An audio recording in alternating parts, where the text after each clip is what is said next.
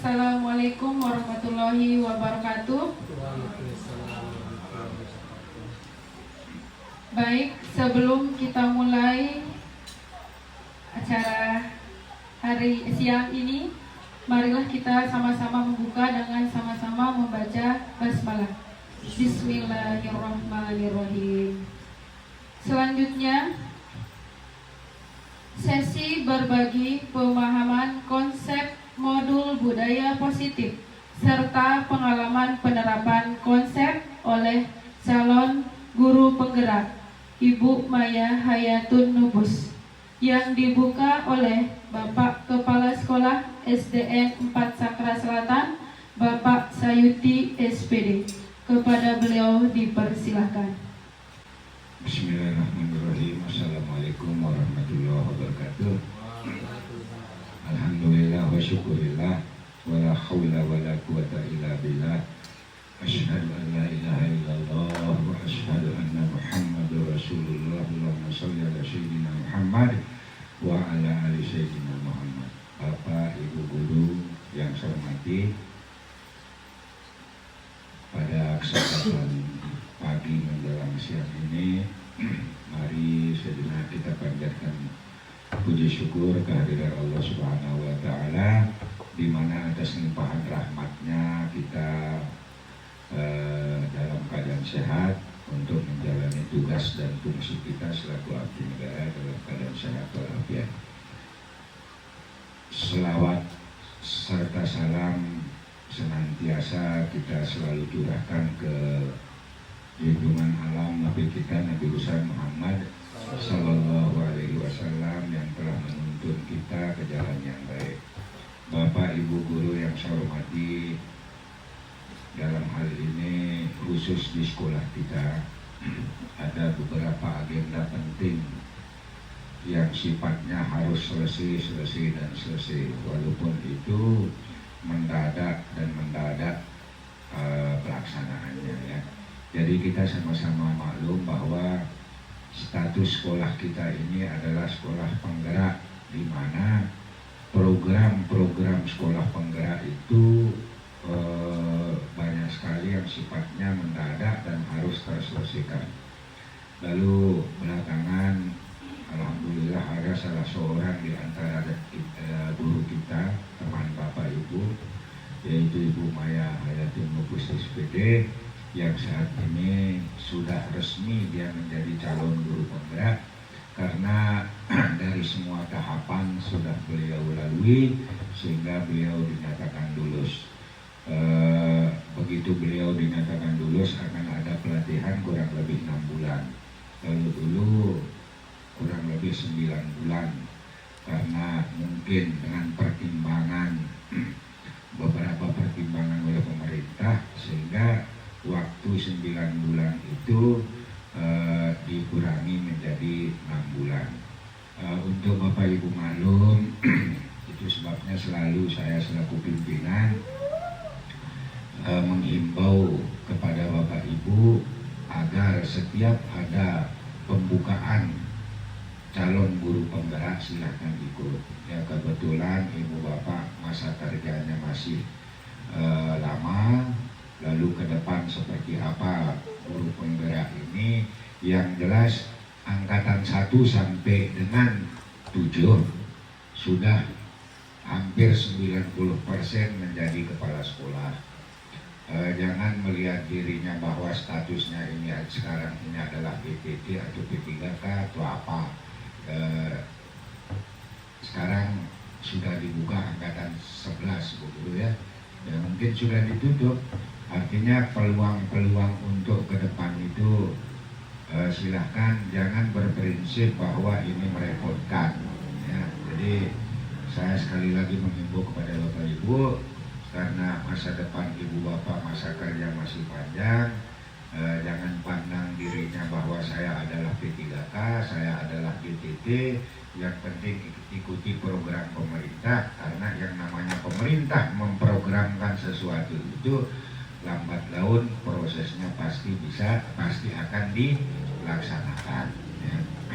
Menjadi kembali kepada Ibu Maya Hayatun Nubus, silakan, saya berharap selaku pimpinan, silakan serepot apapun, sebanyak apapun tugas di luar di sana, kewajiban ibu adalah kembali ke tupoksinya selaku guru. Silakan jalankan tugasnya selaku pendidik, di samping menjalankan tugas selaku calon guru penggerak. Ya, artinya jangan ini yang membuat kita meninggalkan tugas, tapi selama ini yang saya tahu beliau ini tidak pernah meninggalkan tugas, kurang-kurang keperluannya. Tetap jalan, tugasnya dijalankan, tugas dari CGP-nya dijalankan. Jadi kita berdoa mudah-mudahan beliau ini sukses dalam hal program ini, di mana ke depan nanti bahwa kalau ini program ini tetap berjalan di 2024, maka insya Allah ke depan beliau ini akan diorbitkan menjadi kepala sekolah, ya.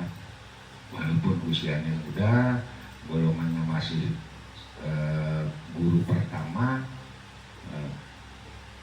tapi kondisi dan keadaan masing-masing kecamatan itu akan dilirik oleh kepala dinas, ya. Jika kecamatan itu ada kepala sekolah yang kosong, maka yang diutamakan adalah guru penggerak, ya. Tetapi bila mana tidak ada guru penggerak di sana, maka siapapun yang dianggap berprestasi layak diajukan oleh pengawas maupun panit, itulah yang diajukan. Saya berharap ke depan 2024, karena ada 3 kepala sekolah yang kosong, mudah-mudahan Ibu Maya Hayatul Nubus dengan segera akan diangkat menjadi pimpinan. Dengan pengalaman-pengalaman yang sudah ada di sini, silakan, siapa tahu nanti, siapa tahu, kita nggak tahu roda bergulir, ya, berputar. Siapa tahu Ibu yang mengganti saya di sini, saya karena usia sudah tinggal 5 tahun masa kerja saya ingin pulang sebenarnya Bapak Ibu, ya. Jadi sekali lagi saya ingin pulang untuk ngabdi di desa saya sendiri, tetapi karena program ini tinggal 1 tahun saya akan jalankan, saya akan mungkin tinggal 1 tahun, tetapi bila mana nanti perkembangannya beda, maka insya Allah saya akan minta pulang untuk mengabdi di desa saya sendiri. Jadi berkaitan dengan kegiatan Pak hari ini, dari kemarin, dari 2 hari yang lalu, Ibu Maya sudah membisikkan saya untuk supaya diberikan waktu. Ini sangat penting berkaitan dengan tugas yang harus diselesaikan. Oleh karenanya kepada Bapak Ibu guru saya minta, kepada kita semua, ya, terkecuali saya barangkali, karena hal-hal seperti ini sudah biasa saya lakukan, artinya mungkin saya tidak ikut, nanti setelah selesai Bu Mupus ada agenda lagi, 1 agenda yang harus kita selesaikan.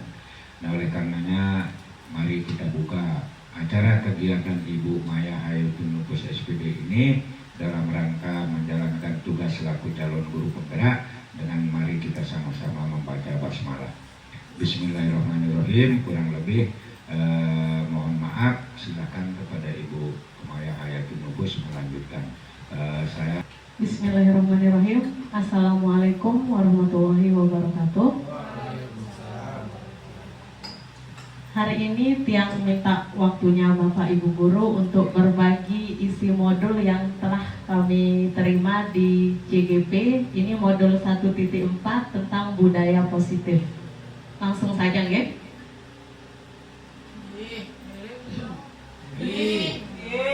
Nah, di sini pertanyaan pemantik, setuju atau tidak setuju? Hukuman dapat mendisiplinkan anak. Setuju atau tidak setuju? Setuju.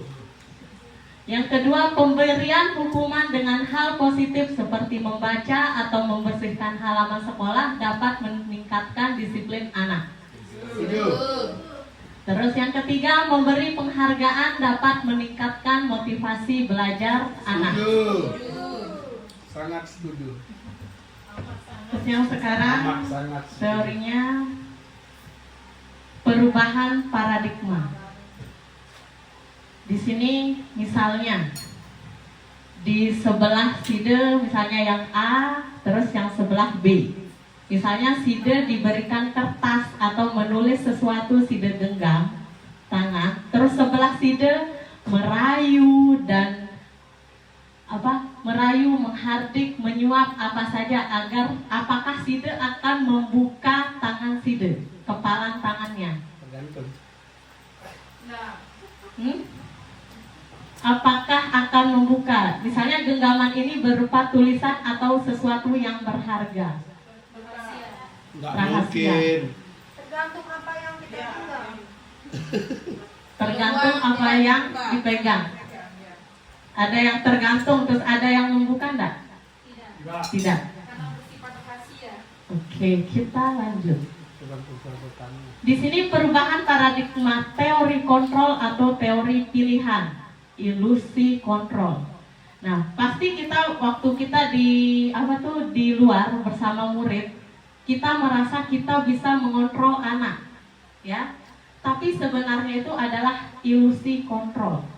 Seperti ibu guru mengontrol murid, itu hanya ilusi, ya. Terus yang kedua, ilusi bahwa kritik dan membuat orang merasa bersalah dapat menguatkan karakter. Nah, sini di kontrol ini yang hanya bisa mengontrol itu siapa?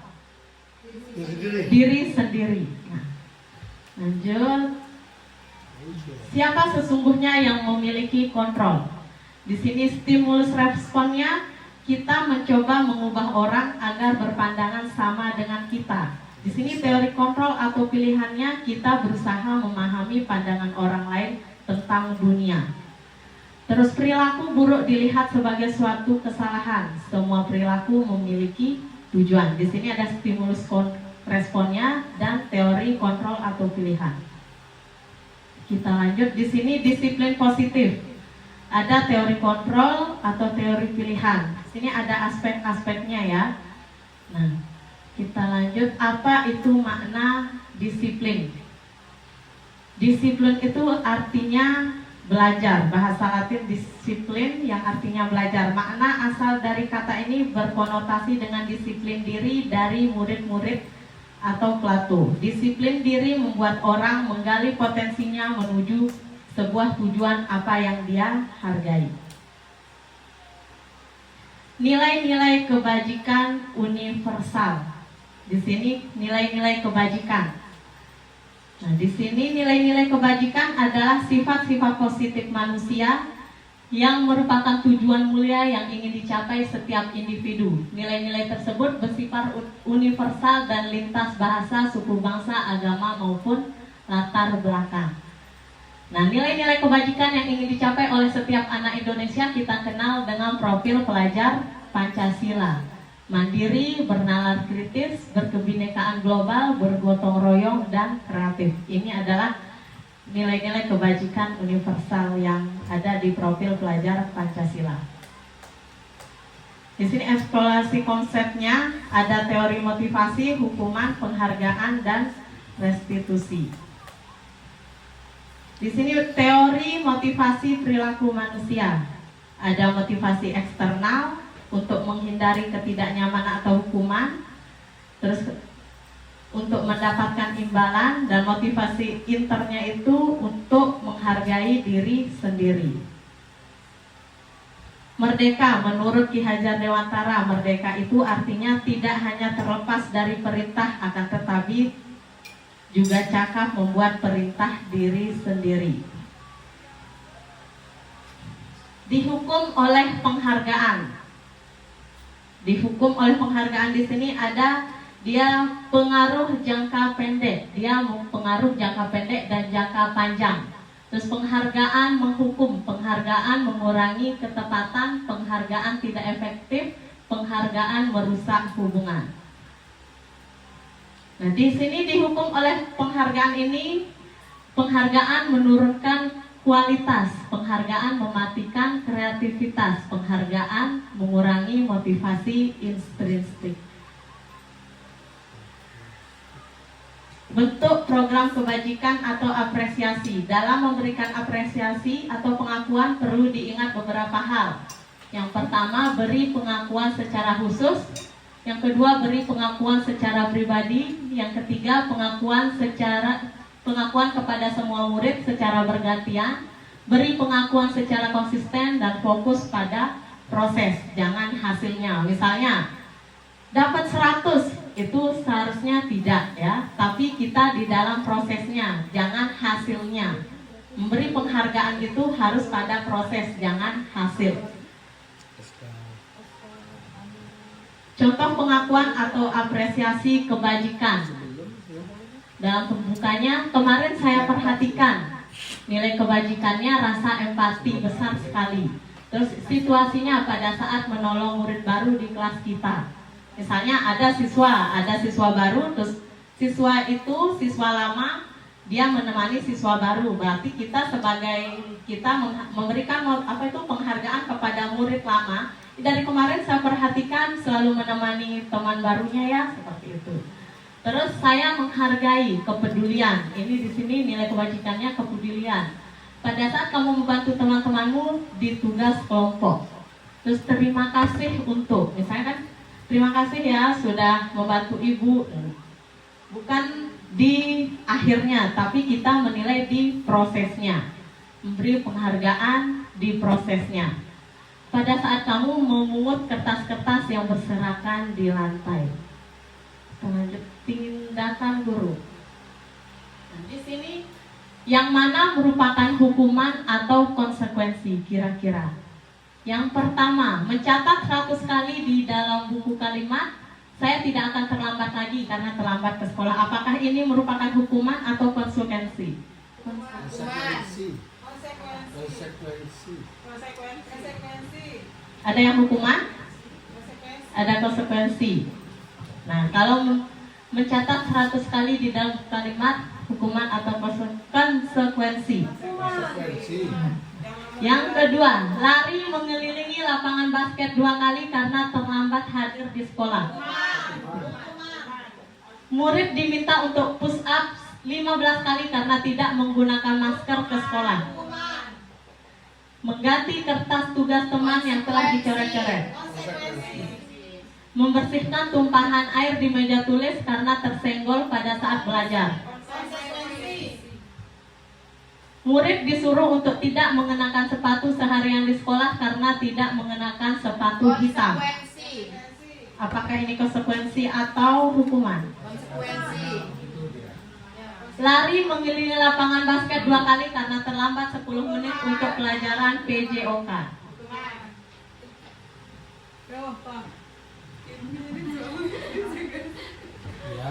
Mencatat 100 kali itu merupakan hukuman. Lari mengelilingi lapangan basket 2 kali itu adalah hukuman. Murid diminta untuk push up, hukuman. Mengganti kertas tugas teman yang telah dicatat itu konsekuensi. Membersihkan tumpahan air di meja itu konsekuensi. Disuruh untuk tidak mengenakan sepatu seharian itu hukuman. Sedangkan lari mengelilingi lapangan basket 2 kali karena terlambat 10 menit itu konsekuensi. Nah, apa itu bedanya hukuman dan konsekuensi? Hukuman itu adalah sesuatu yang menyakitkan dan harus terjadi.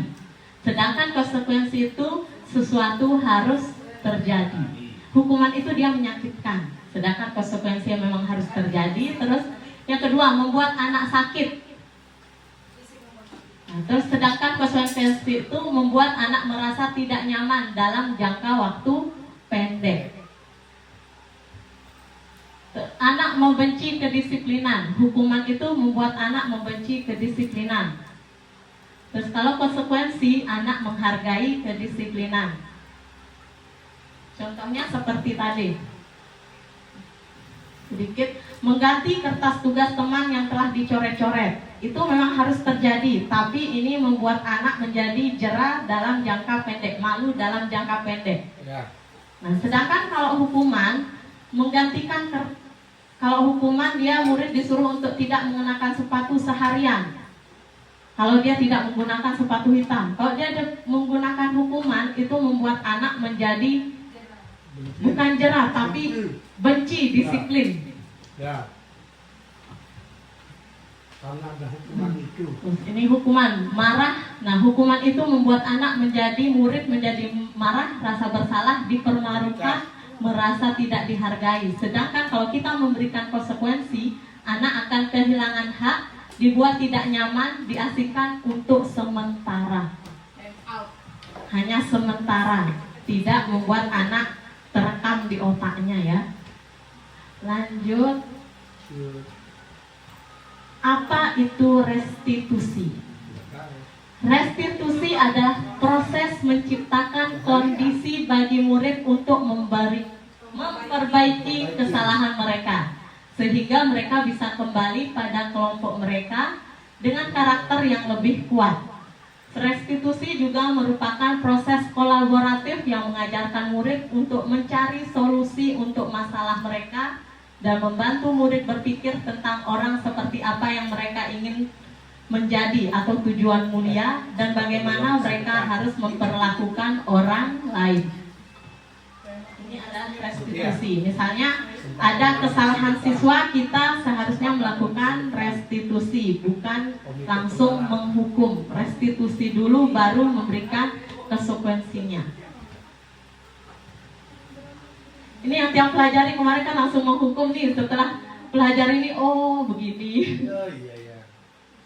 Identitas gagal, kalau hukuman, identitas sukses. Ini disiplin atau konsekuensi atau restitusinya. Misalnya kalau hukuman, sesuatu yang menyakitkan harus terjadi. Kalau konsekuensi, sesuatu harus terjadi. Sedangkan restitusi ini, restitusi merupakan pilihan. Mereka bisa memilih apa yang akan mereka lakukan setelah mereka melakukan kesalahan. Di sini restitusi. Kalau hukuman itu dia negatif, sedangkan konsekuensi itu netral, tidak negatif, tidak positif. Sedangkan restitusi ini positif dia. 9 ciri-ciri restitusi. 1, bukan untuk menebus kesalahan, namun untuk belajar dari kesalahan. Yang kedua, memperbaiki hukuman. Ketiga, tawaran, bukan paksaan. Yang keempat, restitusi menuntut untuk melihat ke dalam diri. Yang kelima, mencari kebutuhan dasar yang mendasari tindakan. Nah, restitusi diri adalah cara paling baik. Dan selanjutnya, restitusi. Sekarang kita ke keyakinan kelas. Pasti di kurikulum Merdeka pasti menerapkan apa itu keyakinan kelas. Sedangkan ada juga yang menulis peraturan kelas. Ada kesepakatan kelas. Apa saja bedanya peraturan kelas, keyakinan kelas, dan kesepakatan kelas? Nah, di sini mengapa tidak peraturan saja? Mengapa harus keyakinan kelas? Alasannya untuk mendukung motivasi intrinsik, kembali ke nilai-nilai atau keyakinan-keyakinan lebih menggerakkan seseorang dibandingkan mengikuti serangkaian peraturan-peraturan.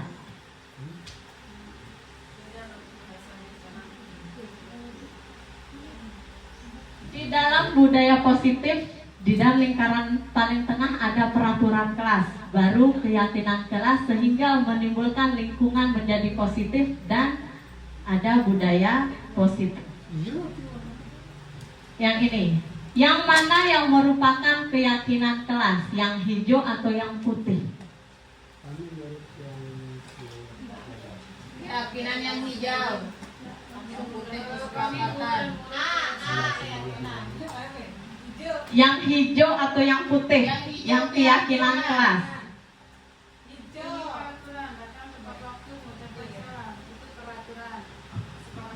Ya, yang hijau kesepakatan.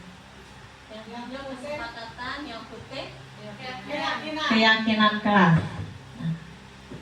Yang merupakan keyakinan kelas itu yang putih. Kenapa? Nah, keyakinan kelas itu dia umum. Dia menunjukkan yang umum.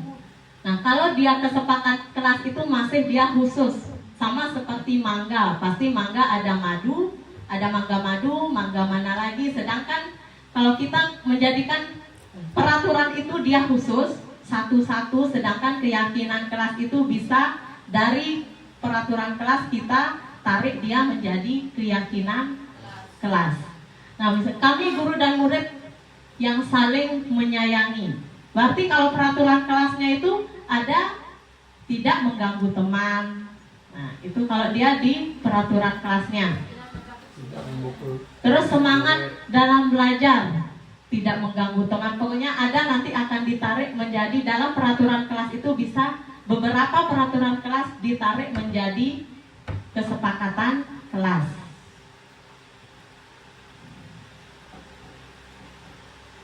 Kegiatan pendalaman keyakinan kelas. Misalnya hormat, bekerja dan diterima dan dimiliki. Nah, ada yang terlihat, terdengar, dan berperilaku. Misalnya hormat, kami meyakini bahwa sangat penting untuk menghormati semua orang dan barang milik orang lain. Jadi ininya, nah di sini. Hormat ini yang terdengarnya, yang terlihat, berempati terhadap perasaan orang lain. Sedangkan terdengar, yuk saya bantu. Terus berperilaku, tersenyum, ramah. Beda dari kalau terlihat dia, kita melihat dia berempati. Sedangkan terdengar, kita mendengar, yuk kita saya bantu, yuk saya bantu. Misalnya itu yang terdengar. Terus berperilaku, pasti kita berperilaku ramah.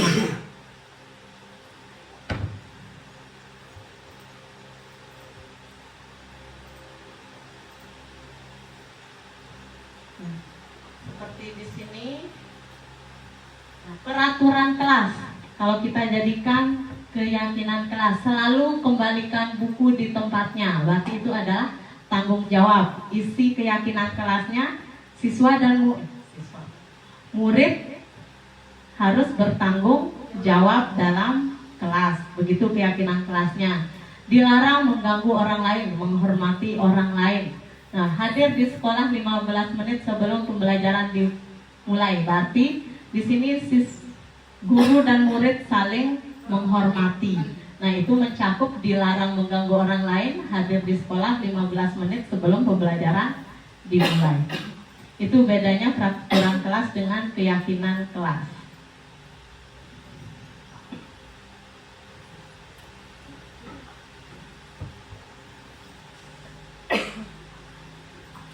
Lanjut ke kebutuhan dasar manusia dan dunia berkualitas. Kebutuhan dasar manusia itu ada 5. Kasih sayang dan rasa diterima, penguasaan, bertahan hidup, kesenangan dan kebebasan. 5 posisi kontrol. Ini kita lanjut ke 5 posisi kontrol. Ada 5 posisi kontrol yang waktu anak melakukan kesalahan.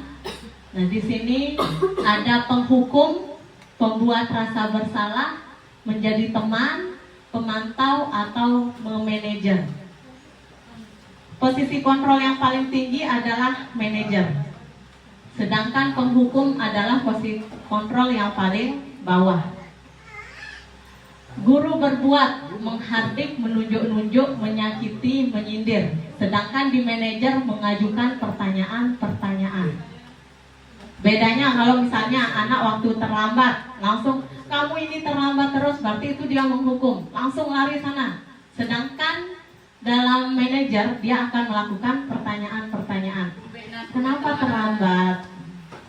Udah berapa kali terlambat? Misalnya baru 1 kali. Oh, baru 1 kali ini saja terlambat ya? Oh iya sudah, tuh kasih masuk. Nah, itu menjadi manajer. Pernyataan-pernyataan. Siapa yang mengatakan saya kecewa sekali dengan kamu? Itu adalah pembuat rasa bersalah. Pernyataan-pernyataan ini menunjukkan apakah menjadi posisi kontrol pemantau, manajer atau penghukum. Misalnya mengatakan saya kecewa sekali dengan kamu, berarti dia menjadi posisi kontrol membuat rasa bersalah. Kamu tidak pernah benar melakukannya, berarti dia penghukum. Ayolah lakukan demi ibu bapak guru, berarti dia menjadi posisi kontrol teman. Terus apakah kamu mau mendapatkan stiker bintang hari ini? Pemantau. Ini biasanya TK sering dipakai pemantau ya. Kasih bintang. Bintang dikasih bintang, love gitu ditempel. Sama aja kita Bu. Masih bintang banyak-banyak. Bagaimana kamu bisa menyelesaikan masalah ini? Berarti posisi kontrol manager. Kamu selalu yang paling terakhir. Ini penghukum.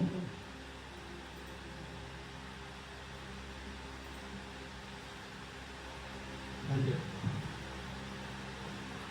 Nah, di sini peraturan pemantau konsekuensi. Nilai-nilai manajer memperbaiki. Kalau peraturan, ada peraturan berarti pemantau memberikan konsekuensi atau hadiah, manajer dia memperbaikinya. Segitiga restitusi. Nah, segitiga restitusi ini adalah setelah kita melakukan posisi kontrol, misalnya posisi kontrol kita sudah mengetahui posisi kontrol, baru kita akan melakukan segitiga restitusi.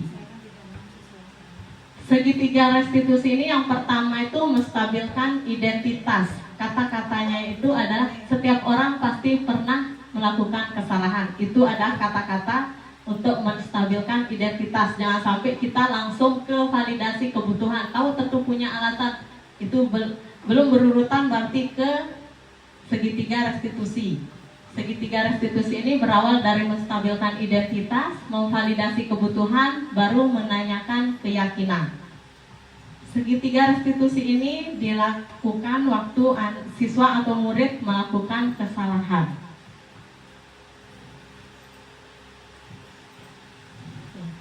Di sini menstabilkan identitas. Yang pertama, guru berkata untuk membuat anak yang merasa gagal karena berbuat salah menjadi positif terhadap dirinya. Guru berkata berbuat salah itu hal yang manusiawi. Tidak ada manusia yang sempurna. Bapak Ibu pernah membuat salah, kita pasti bisa menyelesaikan permasalahan ini. Ini kata-kata pertama yang kita katakan waktu anak membuat kesalahan. Biar dia lebih tenang dulu, jangan langsung takut. Terus memvalidasi kebutuhan.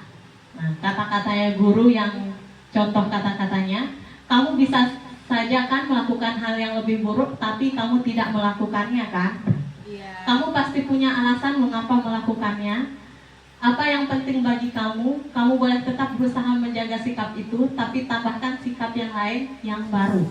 Nah, ini ada contoh-contoh kata-kata validasi kebutuhan. Menanyakan keyakinan. Nah, contohnya adalah apa nilai yang kita percaya di kelas. Misalnya anak yang terlambat, pasti kita akan memanggil dulu siswanya, baru ibu guru juga dulu pernah telat di sekolah, bukan kamu aja gitu, temennya yang lain juga pernah telat. Itu adalah menstabilkan identitasnya dulu. Nah, terus baru yang kedua, kenapa terlambat? Nah, itu yang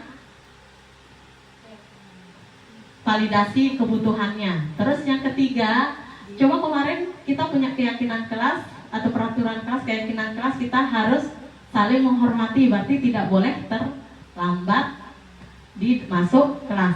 Nah, itu adalah contoh di segitiga restitusi yang harus kita laksanakan apabila siswa melakukan kesalahan terlambat datang ke sekolah. Di sini Tiang mengimplementasikan budaya positif sakra yang Tiang buat sendiri. Nah, ini dari akronimnya, solidaritas S-nya, A-nya akademis unggul, kepemimpinan, rekam jejak atau adaptasi. Itu adalah sakra budaya positif yang Tiang rangkai dalam tugas. Implementasi budaya positif sakra, solidaritas, memberikan dorongan, menjalin kolaborasi dan kerjasama di antara murid, guru, dan staf sekolah. Ini yang pernah Tiang lakukan, laksanakan di dalam kelas. Siswa mengerjakan tugas berkolaborasi dan berkolaborasi menyusun keyakinan kelas. Nah, terus implementasi budaya positif yang A, akademis unggul, fokus pada pencapaian prestasi akademis dan peningkatan pengetahuan murid. Itu akademis unggul. Nah, di sini kita kasih contohnya ya. Saya itu Harap putun terang. Kepemimpinan memberikan kesempatan kepada semua murid untuk mengembangkan keterampilan kepemimpinan dan berperan aktif dalam kegiatan sekolah.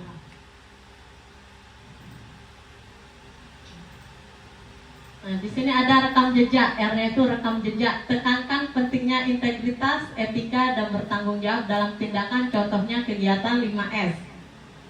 5S. Senyum, salam, sapa, sopan, santun. Di sini Tiang menerapkan segitiga restitusi. Ini sebenarnya anak-anak kan kita disuruh diminta tugasnya segitiga restitusi. Ini sudah Tiang laksanakan, kemarin minta tolong sama anak-anak. Terus yang terakhir adaptasi. Ajarkan murid untuk beradaptasi dengan perubahan dan tantangan termasuk dalam dunia digital yang terus berkembang sesuai dengan kodrat zaman. Kalau seperti sekarang kita sudah melaksanakan dari 2 tahun yang lalu ulangan menggunakan Google Form. Terus belajar juga menggunakan LCD. Refleksi. Kita refleksi sedikit. Yang pertama, hal baru apa yang mengubah paradigma saya yang saya dapatkan dari materi hari ini? Bismillah, saya akan jawab. Hal baru apa yang mengubah paradigma saya yang saya dapatkan? Saya bisa membedakan antara hukuman dan konsekuensi yang dilakukan sama anak-anak. Keempat, saya akan menjadi among yang seperti apakah setelah mengikuti modul ini? Saya akan menjadi among yang seperti apakah setelah mengikuti modul ini, mungkin lebih baik lagi dari yang sebelumnya. Ya. Terima kasih. Sekian sesi berbagi tentang modul budaya positif dari materi CGP Angkatan 9. Assalamualaikum warahmatullahi wabarakatuh. Waalaikumsalam warahmatullahi wabarakatuh.